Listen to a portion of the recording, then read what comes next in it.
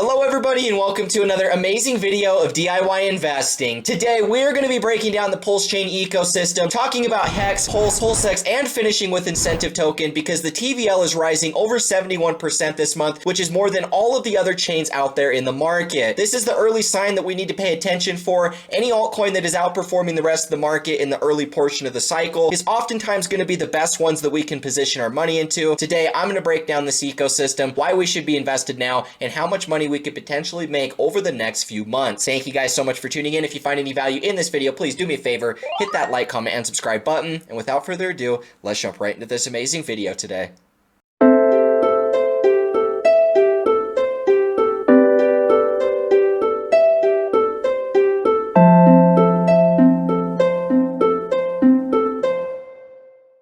Alrighty guys, here we are to start off today's video, and I'm going to be jumping into what we're looking at with DeFi Llama, looking at the total value locked, or the TVL, amongst all of the different chains in crypto, because this is always going to be the best reflection of volume, liquidity, and new money entering an ecosystem. I've always been able to see that any of the cryptos that are blowing up in TVL, it's a reflection of the volume and the new money that's actually entering this market. Like I have always told you guys, volume precedes price. So anytime you're seeing TVL rising, it's always kind of happening with the initial breakout. And as we're looking at which ones are starting those breakouts first, they're oftentimes going to be the ones that continue to lead from there. Coming all the way back down here, I wanted to look at all of the top chains in crypto, and I wanted to share with you guys the month change amongst all of these different chains, and sharing with you guys how much TVL has actually risen in the PulseChain ecosystem. We're currently sitting here ranked number 22, and this month PulseChain's TVL has risen over 71%. And if we come and look at all of these other markets, it's substantially higher than virtually all of them. The SEI network is one that we've been investing in, one we've been talking a lot about on YouTube. It's up 65%, so it's even less than what we've seen with PulseChain. If we come up here, Base is only up 35%. Sui is the only one in the entire chain list that is actually up more in TVL. But we've seen Sui rocket all the way back up to almost a new all-time high. So the fact that we're seeing PulseChain's TVL rising this much, and we still have so much further to go before we're at a new all-time high, shows that the opportunity for ROI potential, profit potential, all of those things is much higher in this ecosystem, in my opinion. Now, I'm still really liking the SEI ecosystem, and I told you guys how I think it's going to do what Solana did. However, when we're talking about other layer ones, the one thing I absolutely love about PulseChain versus all of the other layer ones and layer twos out there is the fact that when we're looking at PulseChain, in and of itself, it has no massive unlocks. The big issue that I see with all of these other cryptos out there is the fact that you have all of these venture capitalists, these big crypto companies, whether it's Coinbase Ventures, KuCoin Ventures, Bybit, you have all of these big companies in crypto, and they always invest to these projects really early on, and as they're getting early discounts into these projects, we're watching as they, set these vesting schedules. They might have unlocks for the next 1, 2, 3 years, and as these big venture capitalists launch the tokens, we see the price rise, they start these big marketing campaigns, these venture capitalists are up 100x, maybe even 1000x by the time the average retail investor gets the opportunity to buy it. So when I'm talking about PulseChain, one of the real reasons I think that it's going to outperform so many other chains out there is simply because of the fact you don't have all of the unlocks. 100% of the supply is circulating, so that's the best thing you want to see. An altcoin that doesn't have massive unlocks that are going to constantly be selling and taking profit on your head, that always hurts the long-term price. There are always certain exceptions to that rule. Solana in the last cycle had a lot of unlocks, and it still ended up outperforming mostly everything. So there are going to be certain cryptos that I think will continue to do well, but when we're talking about what is most likely to be a coin that ends up selling and taking profit on us the whole way up, you got to look at the ones that have the VCs that are already up a lot in profit. PulseChain and the entire PulseChain ecosystem does not have all of that, which is really attractive for me. Now, when we're mapping out the actual price of PulseChain, I wanted to talk a little bit about how it's maybe differed and how my analysis has changed from my last update. In my last update, what I was talking about was how this entire move off of our lows was our very first Elliott wave impulse. And we knew that if this is our first Elliott wave, that the next one coming is going to be a very, very big impulsive move, because we can look at Fibonacci, and this can kind of give us an idea of minimum targets, and oftentimes we can go way above all of these fib targets. That's just what happens in a parabolic cycle. But when we were looking at PulseChain, looking at it back down here around these range lows, it was looking like we were going to end up rallying all the way up to about this 2618, which was going to be relatively close to a 10x into new all-time highs from where we're at. Now, like I said, guys, we can go way above all of these fib targets. It's just minimum targets based off of Elliott wave theory. And so that's just a place where we could guarantee that if this is a one wave, that's where we're most likely going to be going to. So when I'm looking at this, the issue is, notice how in this correction, we came all the way back down and actually went lower than our initial wave one. We actually made a lower low. The issue with this is that this can't be a wave one impulse. You can't have this corrective wave come back down and actually break below the first impulse, because if that happens, it completely invalidates this count. So even though this did look like a 5-wave rise, we have made a lower low in this correction. So what this ends up being, this entire move, ever since we got added to the exchanges, we made our listing pump, this entire move is just one big corrective wave.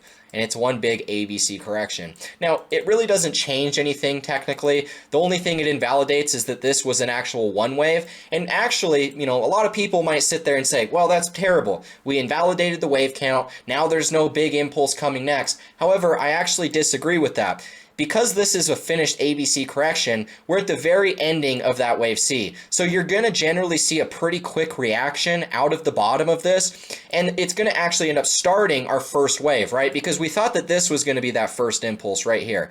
That invalidated right down in here. So we're actually earlier than even where I thought we were at over in here. That's a really bullish thing for me, because it tells me I'm a lot earlier to this cycle than I initially thought I was. And I still believe that that's going to ultimately have a brand new all-time high. It's going to make this big breakout and do all of the things I initially expected, because at the end of the day, PulseChain and the entire ecosystems of all layer 1s and layer 2s, they're ultimately derived in value from whatever Bitcoin and Ethereum and maybe even Solana at this point does. As long as those go up, we're going to see the rest of the market kind of rise as well. A rising tide lifts all ships, so to speak. And in PulseChain, I really think that this thing is going to have a quick reaction out of these lows. The difference is, because we haven't even finished an impulse yet, we're going to be looking at this first one actually taking place. It might rally all the way back up near these range highs from the consolidation that we were at, you know, when we ended up peaking over in here, before we see some type of major pullback. But regardless, what we're more or less going to be looking at is PulseChain to develop some type of new trend, right? If this isn't an impulse over in here, then we have to look for our first one now starting. So I am thinking that, you know, in the short term, we could pull back in here. We might make a little subwave like this before we make that next impulse, and it might look something more like that. But regardless, we're going to be looking at our very first impulse for PulseChain to be starting right now. And I'm not going to be surprised if things get kind of picking up really quickly because of how this corrective wave has actually played out. You know, with us making this lower low, it shook out all of the weak hands, the people that were still willing to hold even after the Richard Hart lawsuit and all of that stuff. A lot of them got shaken out in this last dip. Now all the weak hands are gone. I think we're going to start a pretty decent move very soon. Next up is going to be Hex. We're going to be talking about Hex because this thing had an absolutely massive breakout to start. This one is one that I actually wasn't buying, and I was telling other people not to buy it. And the simple reason was because I don't believe in staking it long term. I don't think it's a bad idea to stake it short term, you know, play the cycles, but I'm so focused on 4-year cycles that I wouldn't be ever looking to, you know, stake this thing 3, 4, 5+ years down in the line, which a lot of the people in this community stake like 15 years. So as much as I disagree with that, the reason I don't buy Hex is because I just don't believe in staking it that long. I don't really want to get and encourage other people to do the same thing. However, I don't think it's a bad play for a, you know, a position trade or something if you're looking to hold it the cycle, or even staking within your time frames for this cycle. I don't think that that's a bad idea ever. But, you know, locking it 2-3 years from now just seems silly considering the cycle will have already topped at that point. So looking at Hex, you know, we are approaching our first major downtrending resistance. It had the biggest breakout to start this cycle. What I'm looking at currently with the wave count, this is our very first impulse. So kind of what we were watching for with Pulse is to start this first impulse. You know, Hex has kind of led the way and has already have done that. Now, there's 2 wave counts that I see. This can already be 5 waves off of the low. However, I'm not going to be surprised if this thing ended up peaking for one more, kind of tags this downtrending resistance once again for the 3rd time, and then we get that correction back down. Overall, I am expecting that this is just going to be a subwave because we're already starting to see that first little impulse coming right now. Now, the only difference is this could be the top of wave 3, before we see one more final impulse, a little subwave back up to the downtrending resistance. But I don't think that we're going to be breaking out of this in one go. I find it much more likely that after we rally either where we're at now or one more higher high, that's the point where this market is going to shift and we're going to come all the way back down, probably back down near these range lows. Because when we were consolidating, we had this support for a long time, right? We were holding this entire range. You can look at it a couple different ways, but I'm going to draw it right here, considering this is kind of where we were rejecting when we ended up making a lower low. But it was in this final shakeout right down in here that we ended up breaking back below that support. So if we're going to be making another move all the way back up to this downtrending resistance, I find it more likely that we're going to end up revisiting all the way back down near this same level. It doesn't have to come all the way back down. It could bottom up here a little bit higher in this sort of support cluster, but regardless, this is what I would be watching for before we ended up seeing any sort of real, correction outside of downtrending resistance. But it doesn't really change anything.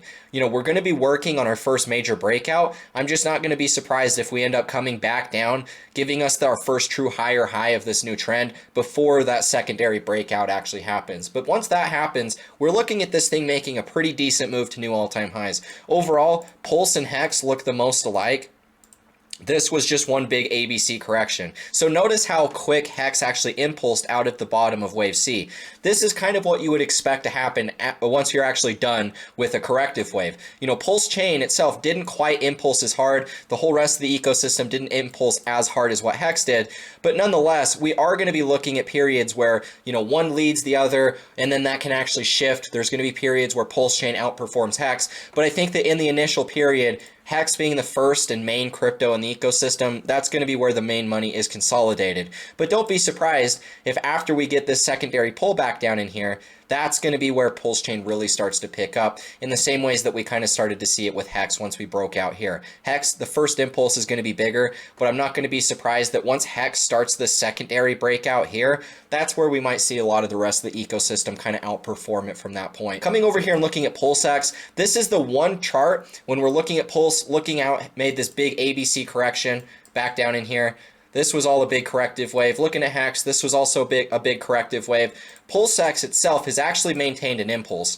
Notice here how it never actually made a lower low. PulseX, this is one true confirmed Elliott wave cycle. So out of all of these, I think that the PulseX chart just looks better. It looks better than the Hex chart. It looks better than the PulseChain chart. Even though Hex has outperformed it on this initial move, it's still just coming back up to downtrending resistance. So we have to wait for this thing to really get outside of that before I think that the real impulse is going to start. However, when we're looking at PulseX, just from a charting perspective, it does have the best Elliott waves out of the other two, because these ones were all corrective. PulseX itself, having this, confirmed impulse, it gives us a much bigger target into this next breakout. Looking at our Fibonacci from the low to the high back down to where we ended up bottoming at, you're looking at our next impulse taking us all the way up to at least the 1618, but you're likely to come as high as the 2618, and it can even go, a lot higher than that. You never truly know. It's just minimum targets that we're looking at. But from where we're at right now to the 1618, you're looking at 5.5x. To the 2618, you're looking at like 8.5x. So this thing in and of itself, in this next impulse, I do believe will end up going past all of our fib targets, right? This is something that I see happen with very impulsive markets. Anytime you end up seeing a new cycle start, oftentimes they're going to dwarf all of those fib targets that you might lay out for yourself. And that's why I always say the best thing to do is get your position ready in the early portion of the cycle, because once the new all-time high starts and the big breakout comes, Bitcoin goes to a new all-time high, ETH does the same thing, Solana does that, you're going to see everybody start to speculate on what's the next layer 1 or layer 2 to blow up. That's where these things are going to blow up a lot, in my opinion. And these are going to end up just kind of going so high so quick that it's impossible to really know where to take profits at, right? That's what we expect to see if we're in any sort of asset that is going to outperform. I bought Terra Luna, I bought Phantom, I bought Solana at the bottom of the last cycle. When they made their first breakouts, it was so big and impulsive that I was up 20, 30, 40x just in a matter of a couple weeks. The same thing is going to happen with all of these other charts. I'm not saying that PulseX is guaranteed to be the next Terra Luna or Phantom or Solana. I'm just saying that if we're in any of these that are going to see a lot of adoption and price appreciation when ETH and Bitcoin go into price discovery, it's going to end up just dwarfing all of our fib targets, which is what I expect, right? So when I'm looking at PulseChain, this thing is finally looking like it wants to get back above this resistance, but we haven't truly confirmed that yet. We have retested it, and it does look like we have the potential of us holding this and could actually end up seeing another impulse even from here. But regardless, even if we make one more higher high, I'm not going to be surprised to see us correct back down and kind of do the same thing that I was sharing with you guys with this Hex chart. If Hex is going to pull back like this, we're going to see the same thing happen in all of the other tokens. It might be a little bit less in percent return because it didn't outperform as much as what Hex did, but it's going to end up following it. And so we should be looking that we're going to be starting these little subwaves, right? These little short-term Elliott waves that'll just start impulsing. You'll see stuff like this.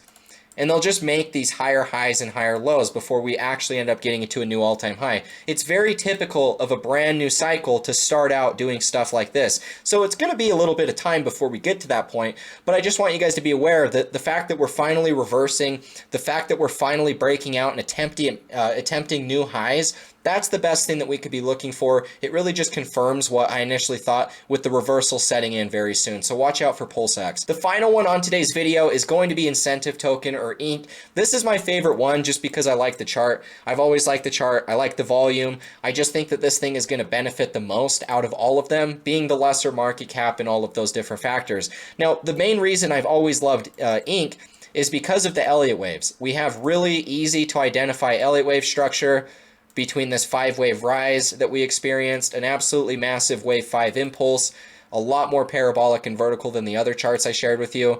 And then on the corrective move back down, you know, it was a lot more familiar with like your standard ABC type correction. And really you could draw it up here with an extended wave C, this absolutely massive wave C. That's how I would be looking at it. But regardless, this entire thing has the best targets, I would say, as far as ROI goes.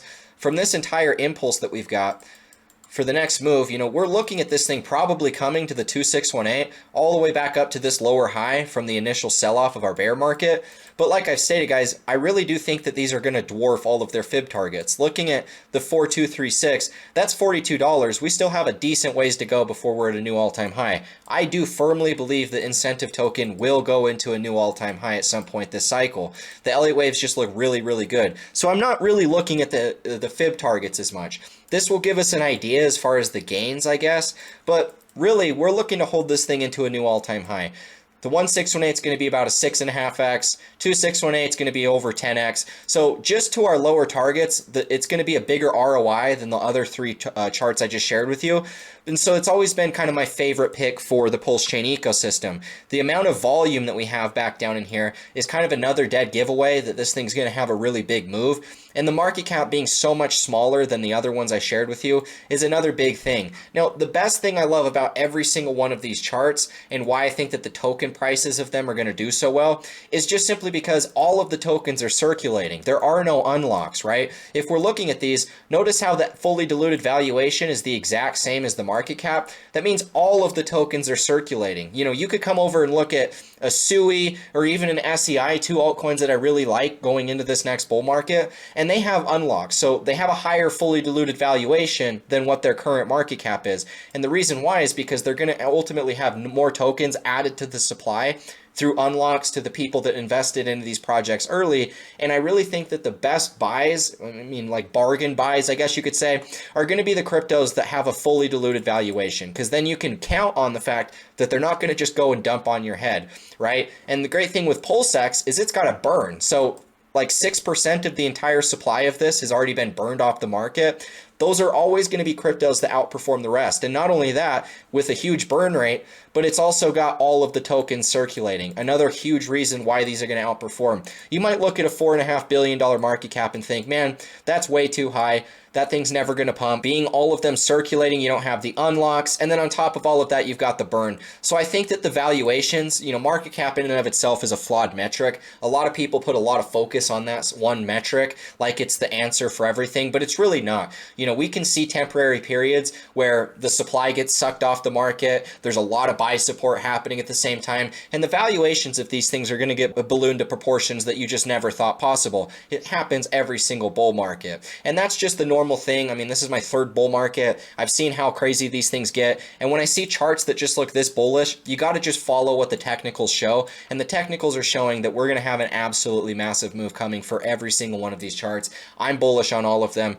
been a big believer in the PulseChain ecosystem, and I'm going to continue to do that. You know, ultimately, thank you guys so much for watching this video, supporting the channel. If you found any value in this, please do me a favor. Hit that like, comment, and subscribe button. If you want to be able to follow any signals that I'm going to be posting, where we're buying, selling, trading, altcoins, memes, NFTs, literally everything I do with my money, if you want to be able to follow along with that, you can sign up on my website to get access to my private group. Links are in the description to go ahead and do that. With that being said, thank you so much for the support. I will catch you guys in the next one. As always, peace out.